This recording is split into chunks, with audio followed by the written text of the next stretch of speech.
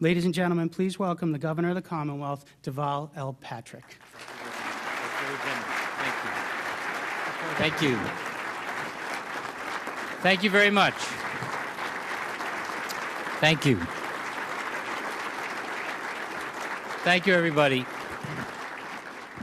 I want to say first to Slim. That's what we have to call him now. He says he's lost 45 pounds thanks to the pharmaceuticals you all make. And I definitely want to get on that list. First of all, to you, Bob, for the very warm welcome, and to Mark and all of the leadership of the Biotech Council. Ladies and gentlemen, I realize that I am between you and your cocktails. So I'm going to be very, very brief. I'm sorry to have kept you waiting, but I did want to come by this afternoon and to thank you and to welcome you to your wonderful conference, and to continue to urge you to keep doing what you are doing.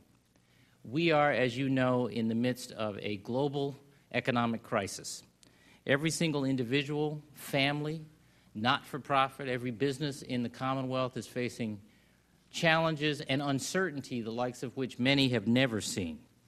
And you see it not only in the financial and unemployment statistics, you see it in the strain in people's faces, the stress in their voices. I don't have all the answers. Government doesn't have all the answers. But I can assure you that we in our administration are doing everything we can to create and sustain jobs and opportunities for Massachusetts people and Massachusetts businesses, to give you and everybody else a reason to hope. And as Bob has said, I see you as being in the hope business.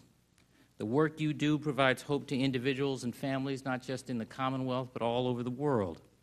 From the seniors and their families like my own, who deal with the agony of Alzheimer's, to the people suffering from diabetes and Parkinson's and other diseases, your work promises hope.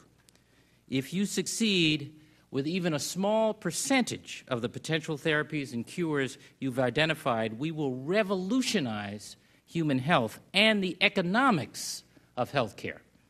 Yours is profoundly important and exciting work, and you have a partner in this administration here in Massachusetts. From the beginning of our administration, we have been working to enhance and promote the Commonwealth's reputation as a global life sciences supercluster. Working with the legislature and industry leaders, as you know, we signed the Life Sciences Bill last year, a $1 billion commitment to you over the next 10 years to strengthen this foundational segment of our innovation economy. For starters, the Massachusetts Life Sciences Center has committed $42.5 million in public funds, leveraging $352 million in private and federal investment, and helping to create a projected 950 jobs. Those funds help the scientific community, of course, but they also go to building the infrastructure and other resources that have a broader effect on our economy. The point is that the dollars in the Life Sciences Bill don't go to laboratories alone, but to the communities where those labs are based. The center has also invested $10.6 million in scientific research grants, matched by the same amount from industry and academia. This $21 million pool of resources supports young talent, helps recruit premier faculty, and funds cooperative research partnerships between companies and academic institutions. In a very important development, the center has invested $8.2 million to create an international stem cell bank and registry at the University of Massachusetts in Worcester. This is important for several reasons. First, it ensures that we spread our life sciences investments beyond Greater Boston so that researchers, innovators, and regions throughout the Commonwealth benefit from the funding.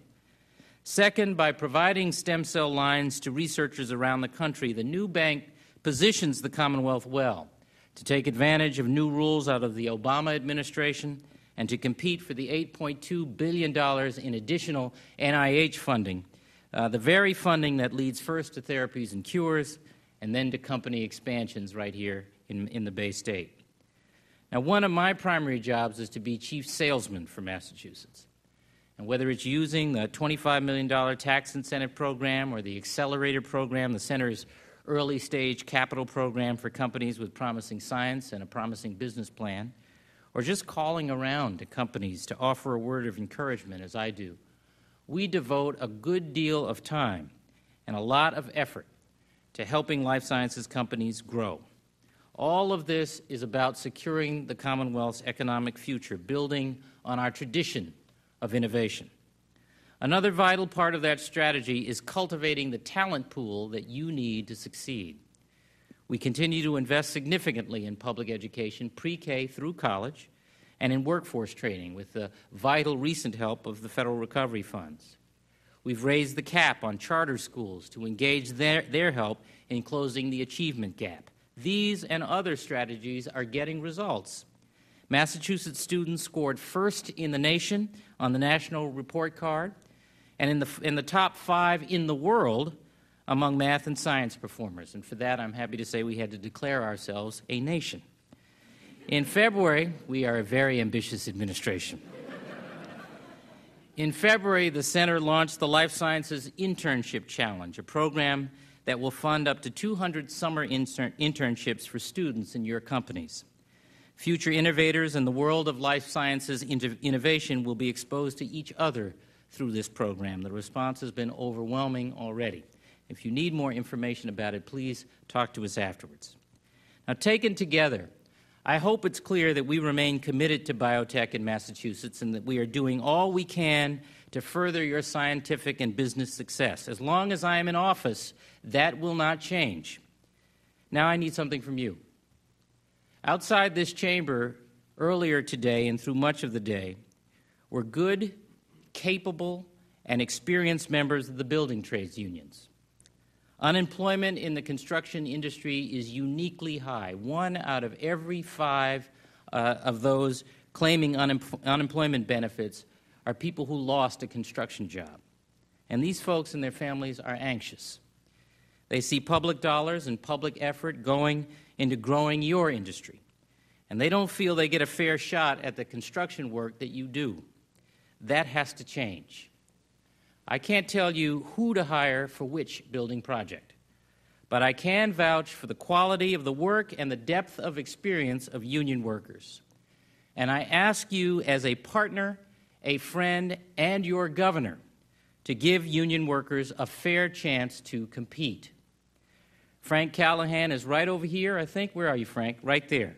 And I want you to know him. He's from the building trades. Get to know him as I do, and you'll see how much value they have to offer. The life sciences is part of a larger picture we are piecing together over the long term.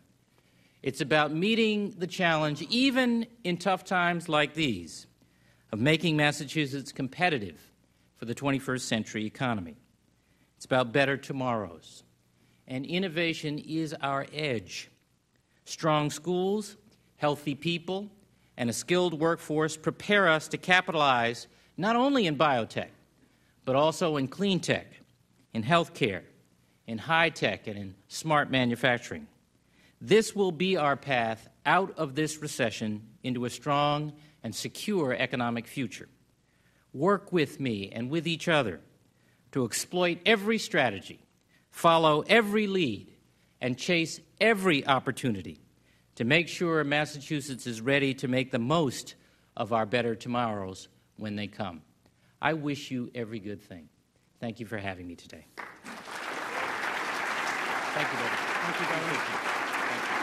Thank you very much.